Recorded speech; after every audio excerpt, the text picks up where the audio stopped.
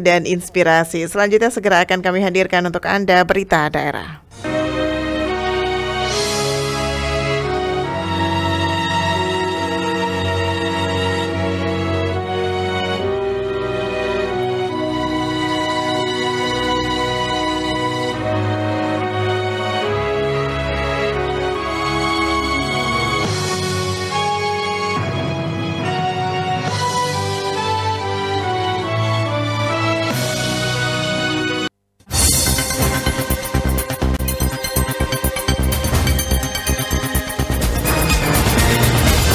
Pukul 6 waktu Indonesia Barat, Radio Republik Indonesia Cirebon dengan berita daerah. Kota Cirebon ya sangat mendukung penuh ya Kak program dari Disputpar untuk membangun museum topeng. Apalagi ini kan kayak salah satu daya Cirebon yang hampir punah. Mudah-mudahan telah diintervensi oleh Bapak Kubu bekerja sama dengan Ketua Tim Penggerak PKK-nya, Posyandunya, mudah-mudahan bisa ditekan sudah nol lagi.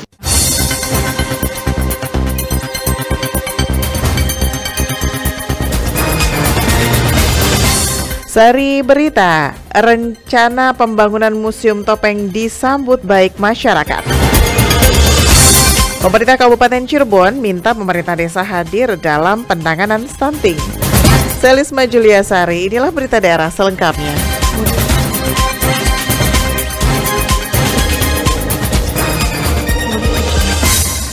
Rancangan pembangunan Museum Topeng Wayang Wong disambut baik masyarakat. Langkah yang sangat bagus buat Disputpar dalam keseriusannya menjaga kebudayaan yang ada di Kota Cirebon. Dalam upaya meningkatkan kunjungan pariwisata dan melestarikan budaya, pemerintah Kota Cirebon melalui Dinas Budaya dan Pariwisata Kota Cirebon berencana untuk membangun Museum Topeng Wayang Wong pada tahun 2024. Menanggapi hal tersebut, seniman Cirebon Nani Kadmini mengatakan, rencana pembuatan museum tersebut baik. Diharapkan kehadiran museum dapat mengedukasi para pengunjung. Selain itu, ia berharap museum nantinya dapat menjadi ruang bukan hanya bagi pengunjung tapi juga para seniman untuk bersama melestarikan budaya Cirebon. Kasih silakan lebih bagus lagi, cuma yang kira-kira bermanfaat dalam arti bisa menambah wawasan ke orang lain, ada manfaatnya, ada fungsinya, terpelihara, dan kitanya sebelum ini harus cari bahannya harus betul-betul Mbak. Sementara itu, Jaka Kota Cirebon tahun 2022, Naufal mengatakan sangat mendukung rencana pembangunan Museum Topeng Wayang Wong. Museum dapat menjadi media untuk melestarikan budaya khas Cirebon dan menjadi daya tarik wisata. Kalau aku sebagai Jakarara yang mana Duta Wisata Kota Cirebon ya sangat mendukung penuh ya Kak program dari Disputpar untuk membangun museum topeng. Apalagi ini kan kayak salah satu daya Cirebon yang hampir punah gitu, udah jarang banget pagelaran wayang wong kayak gitu. Jadi aku sih sangat mendukung banget. Terus juga ini langkah yang sangat bagus buat Disputpar dalam keseriusannya menjaga kebudayaan yang ada di Kota Cirebon. Noval berharap Museum Topeng Wayang Wong dapat segera terwujud dan kehadirannya dapat dirawat dan diapresiasi oleh pemerintah serta juga oleh masyarakat. Aura Aulia melaporkan. Pendengar, berikut pendapat masyarakat mengenai rencana pembangunan Museum Topeng yang berhasil dihimpun RRI. Nama saya Anton, pekerjaan wira swasta. Tentang topeng bagus, itu mengedukasikan sejarah, dan Cirebon itu kan sejarahnya para wali, bagus itu. Saya setuju akan pembuatan museum tentang topeng, bagus itu. Tanggapan saya tentang nanti terbangunnya Museum Topeng di Cirebon, menurut saya sebagai masyarakat, menurut aku itu sangat bagus dan bisa membuat generasi yang akan datang tahu akan sejarah dan budaya. Nama Ono, pekerjaan wira swasta. Bagi saya Museum Topeng itu bagus, sedangkan saya pendatang museum bisa melihat-lihat di museum, bisa bawa keluarga, anak, istri, dan saudara-saudara lainnya dan teman-teman juga. Ya bagus buat perkembangan di Kota Cirebon ini. Terima kasih.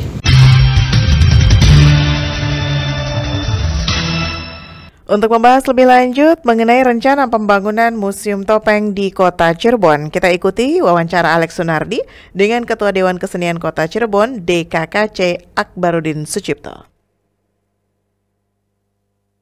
Baik, Pak Akbarudin Sucipto. Pemerintah Kota Cirebon mewacanakan akan membangun museum topeng di Kota Cirebon. Kalau Pak Akbar sendiri mungkin sebagai Ketua Dewan Kesenian Kota Cirebon, bagaimana melihat rencana pemerintah Kota Cirebon yang akan membangun museum topeng ini? Kabar soal akan dibangunnya museum topeng yang secara kebetulan bertempat di gedung utama Balai Kota Cirebon, bagi saya itu adalah kabar yang sangat baik, karena memang selama ini fakta di lapangan memang jujur bahwa Kota Cirebon itu belum punya museum. Kota Cirebon artinya yang notabene kemudian misalnya memiliki banyak peninggalan-peninggalan sejarah ataupun kesenian dan sebagainya, serta koleksi-koleksi yang luar biasa, itu khususnya pemerintah daerahnya itu belum memiliki museum yang representatif dan standar seperti layaknya tata kelola sebuah museum. Jadi bagi saya ini sebuah kemajuan dan patut diapresiasi oleh kita semua. Apalagi misalnya museum yang lahir itu tematik ya, artinya museum topeng. Dan ini memang merupakan salah satu hasanah tersendiri bagi dunia senian di Cirebon. Salah satu tujuan pembangunan museum topeng di Kota Cirebon ini kan untuk mendongkrak tingkat kunjungan wisata di Kota Cirebon sendiri. Kalau menurut Pak Akbar, apakah dengan pembangunan museum topeng ini tingkat kunjungan wisata di Kota Cirebon akan terdongkrak atau mungkin seperti apa? Bagi saya naiknya tingkat kunjungan wisata ke Cirebon, misalnya dengan nanti hadirnya museum topeng di Balai Kota ya, bagi saya itu hanya efek saja gitu ya. Karena sebetulnya pada prinsipnya yang sangat dan sangat dibutuhkan oleh Kota Cirebon itu adalah keberadaan museum itu sendiri yang representatif dan memenuhi standar keilmuan. Artinya apa? Selama ini ada pihak-pihak seperti keraton dan sebagainya yang secara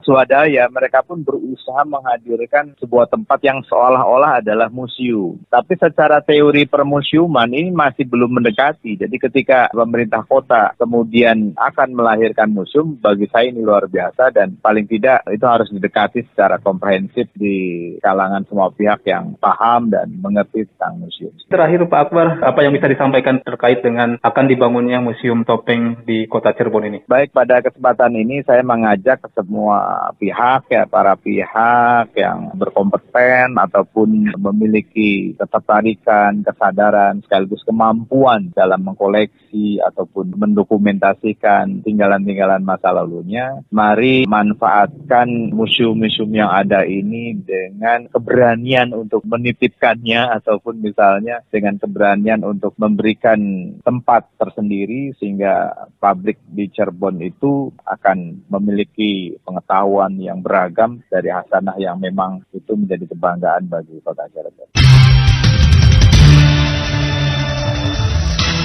Demi pemekaran Kabupaten Cirebon bagian Timur, Garda 1 Forum Cirebon Timur Mandiri, FCTM, lakukan kontrak politik dengan 3 paslon capres.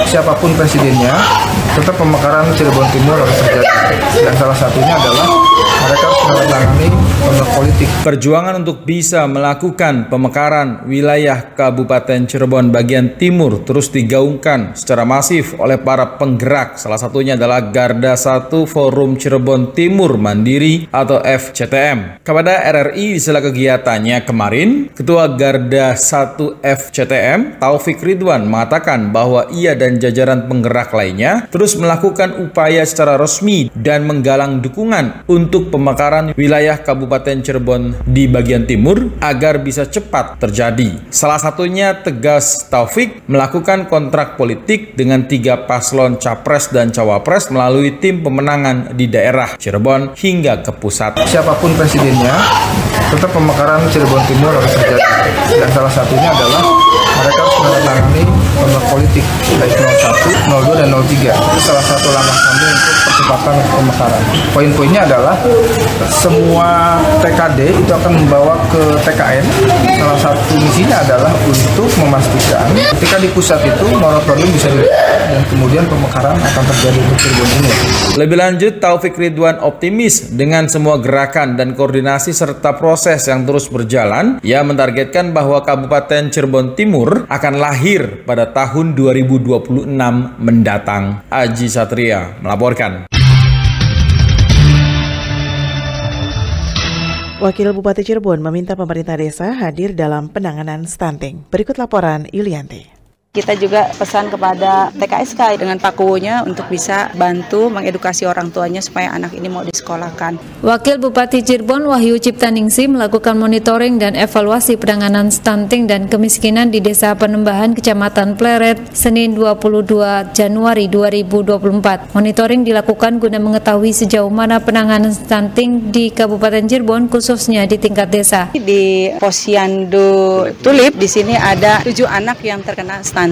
Mudah-mudahan setelah diintervensi oleh Bapak Kuwu bekerja sama dengan Ketua Tim Penggerak PKK-nya, Posyandunya, mudah-mudahan bisa ditekan sudah 0 lagi. Jadi memang saya memastikan bahwa apakah stunting yang ada di wilayah ketika saya ini harus progresnya lebih baik lagi supaya ditekan lagi. Kita mengunjungi on the spot ada 3 warga yang memang notabene-nya memprihatinkan. Jadi satu rumah itu ada 3 kakak dihuni 18 jiwa. Salah satunya ada anak yang tidak mau sekolah dan ibunya tidak bisa mengarahkan. Wabub Ayu juga sekaligus ingin mengetahui proses verifikasi dan validasi Verval data kemiskinan di tingkat desa termasuk di Desa Penembahan. Ia meminta kepada masyarakat untuk lebih memperhatikan masalah stunting, sehingga melalui kegiatan monitoring ini pihaknya juga memberikan edukasi kepada masyarakat terkait stunting. Menurutnya stunting yang terjadi pada anak-anak lebih banyak dikarenakan kesalahan pola asuh. Selain masalah stunting, ia juga memantau permasalahan rumah tidak layak huni yang perlu segera diintervensi pemerintah daerah. Penanganan masalah stunting dan kemiskinan yang ada di Desa Tutur Ayu harus bisa sinergi antara Pemda Kabupaten dan desa untuk membangun rasa kegotong royongan, kebersamaan dan empati bagi warga yang kehidupannya masih memprihatinkan. Ketua DPRD Kota Cirebon, Ruri Trilesmana, menerima laporan kinerja Komisi Informasi tahun 2023 di ruang kerjanya kemarin. Ruri mengapresiasi atas laporan yang diberikan, di mana laporan ini menjadi komitmen Komisi Informasi sebagai lembaga publik yang melayani berbagai aduan masyarakat. Ia berharap Komisi Informasi terus menjaga integritas dan melayani masyarakat terkait keterbukaan informasi publik dengan baik dan bersikap profesional dalam menjalankan tugasnya. Sementara itu, Ketua Komisi Informasi Kota Cirebon, Adi Arifudin, mengatakan penyampaian laporan kinerja sesuai dengan amanat undang-undang dan wajib diserahkan kepada kepala daerah dengan legislatif. Ia berharap sinergitas antara Komisi Informasi dengan DPRD Kota Cirebon terus terjaga demi masyarakat Cirebon.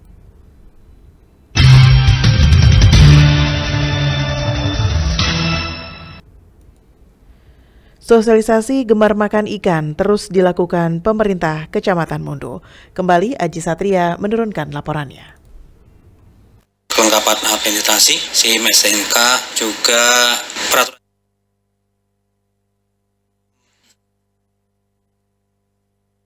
Menindaklanjuti kampanye ini agar angka stunting di Kecamatan Mundu menjadi 0 atau 0%. Pemerintah Kecamatan Mundu Kabupaten Cirebon akan terus melakukan sosialisasi gemar makan ikan kepada masyarakat. Camat Mundu, Haji Anwar Sadat kepada RRI mengatakan sosialisasi gemar makan ikan harus terus diberikan kepada masyarakat karena ikan memiliki protein yang cukup tinggi dan sangat bagus untuk tumbuh kembang anak. Apalagi menurutnya, angka stunting atau anak gagal tumbuh kembang di Kecamatan Mundu saat ini masih cukup tinggi, sehingga diharapkan dengan adanya sosialisasi, angka stunting bisa diturunkan. Untuk tingkat Kecamatan Mundu, data menunjukkan tahun 2021 ada 569, kemudian di tahun 2022 ada 487, kemudian di 2023 ada 417 penderita stunting sewilayah Kecamatan Mundu. Harapan kami mudah-mudahan dengan adanya kampanye makan ikan ini, makan ikan, warga masyarakat Kecamatan Mundu bisa menindaklanjuti kampanye ini agar angka stunting di Kecamatan Mundu menjadi 0 atau 0%. Anwar Sadat menambahkan, dalam menangani permasalahan stunting di wilayahnya, pihaknya bersama lintas sektoral di Kecamatan Mundu telah melakukan rapat koordinasi di mana berkomitmen bersama-sama untuk menurunkan angka stunting menjadi 0 kasus di Kecamatan Mundu.